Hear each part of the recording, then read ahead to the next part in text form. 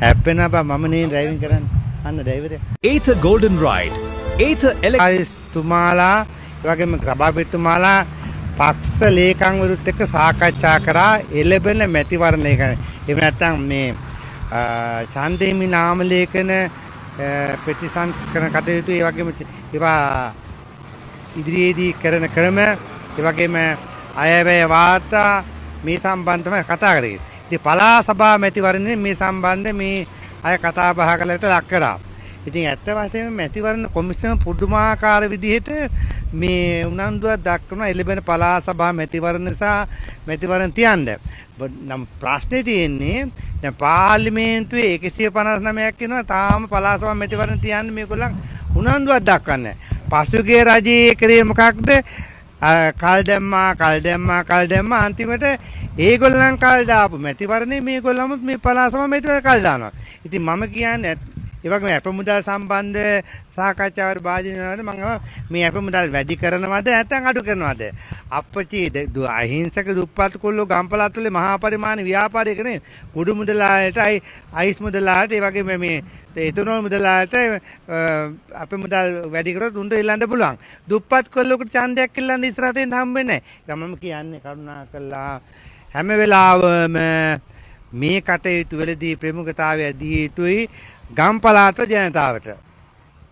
ඒ වගේම තමයි අපි දැක්කා සුගේශ්වර බණ්ඩාර ගෝඨාභය රාජපක්ෂ කාලා ඔක ඉන්නකන් ජනාධිපති කාර්යාලයේ නිකමටවත් අඩුම ගානේ ගෝඨාභයට කෝලයක්ද මේ කාර්යය යන්නේ පෝල් එකකට අභිනය දැන් තිල්වින්ට බවයිනා. මරු බඩු ටික හැබැයි මුම් බලේ ඉන්න කාලේ බලේ අනිසෙ පාවිච්චි කළා දැන් බොරුවට එනවා ඉස්සරහට රංගපාන්න.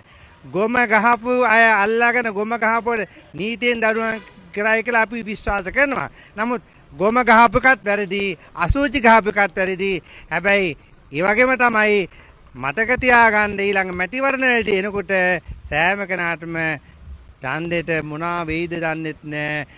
අපේක්ෂකයන්ට මොනවා වෙයිද දන්නෙත් නැහැ. කුළු අතු වලින් අසුචි වලින් ගහලලයි දන්නෙත් නැහැ ඉස්සරහට. සමහර පළාත් සභා මැතිවරණ සම්බන්ධව හැම වෙලාවෙම අපි කතා කරන්නේ. නමුත් ඒ සම්බන්ධ ජවාබතුමා කියලා තියෙනවා මේක ජනාධිපති ඉක්මන් කරලා දෙන්න කියලා. තාම දෙන්නේ නැල්ලුනේ. තාමත් නෑ පෙන්ඩින්. ආයි විවාදයක් නෑ කතා කරේ සම්බන්ධිතුමා ජනාධිපතිතුමාට යොමු කළා තියෙනවා මේක තාමත් මේක නෑ. ඉතින් ඒක මම කියන්නේ ජනාධිපතිතුමේ බය නැතුව ඡන්දියක් වගේ තියන්නකෝ ජනාධිපති මැතිවරණ තිබ්බ වගේ පළාත් සභාව තියලා ජයග්‍රහණය. හැබැයි ජනාධිපතිතුමා පළාත් සභාව තියන්න ගත්තොත් ඔබතුමාලගේ සම්පූර්ණ හබක් වෙන්නත් පුළුවන්. පළාත් සභාව කොහේ ඇයිද දන්නේ. හැබැයි බලේ නම් බෙදන්න එපා. ඩයස්පෝරාවට ඕන විදිහට පළාත් සභාව තියන්න. ආණ්ඩුව යන ගමනේ ආණ්ඩුවයි. තව අවුරුදු 3ක් තියෙනවානේ. තුනට ඉස්සෙල්ලා මොනවා රටේ සල්ලි ටික හම්බ වේද නැත්නම් මේ රට විනාශ කළායිද අපි බලමු මොකක් හරි කරයිනේ ජනාධිපතිට දැන් හොරු ටික ළඟ ඉන්නවනේ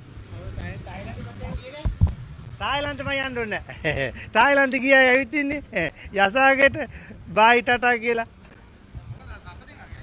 සතුටින් නැද්ද ඉතින් මේ අපි මැතිවරණ කුමසායතුමාලා ආරාධනා කරනකොට අසග දැන් අපි බලමු